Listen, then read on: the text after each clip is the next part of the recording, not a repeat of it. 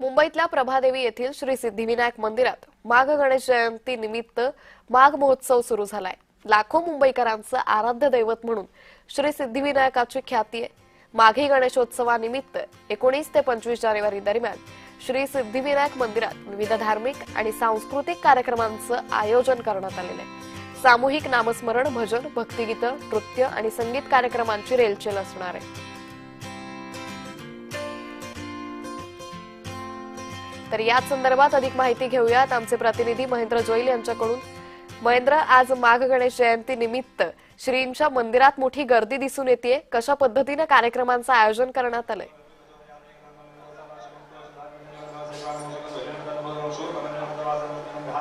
नक्कीच अंकिता, आज माघी गणेश जयंती निमित्त दादर येथील सिद्धिविनायक मंदिरामध्ये भाविकांची मोठी गर्दी पाहायला मिळते। भाविकांमध्ये एक उत्साह पाहायला मिळतोय। मी सध्या सिद्धिविनायक मंदिराचं थेट दर्शन आहे ते आपण भाविकांना देत आहोत। या ठिकाणी जर पाहिलं तर आज दिवसभरामध्ये सामूहिक नामस्मरण, भजन, भक्तिगीते व नृत्य अशी संगीताचे जे कार्यक्रम असणार आहेत आणि त्याचबरोबर 19 तारखेपासून 25 तारखेपर्यंत जे ते विविध धार्मिक व सांस्कृतिक कार्यक्रम या मंदिराच्या वतीने करण्यात येणार आहेत आणि कीर्तनकार, प्रवचनकार आणि नामवंत कलाकारांचाही यामध्ये समावेश असणार आहे। दुपारी 3 वाजता जे ते माघी गणेश जयंती निमित्त या ट्रस्टीच्या वतीने जे ते भव्य असं रथयात्रेचंही आयोजन करण्यात आलं आहे। त्यामुळे ही रथयात्रा दुपारी 3:30 वाजता सुरू होईल आणि SK बोले मार्ग, बाजार गोखले रोड, पोर्तुगीज चर्च, दादर करत, जाकादेवी मंदिर करत, गाणेकर मार्ग, अप्पासाहेब मराठी विरकर मार्ग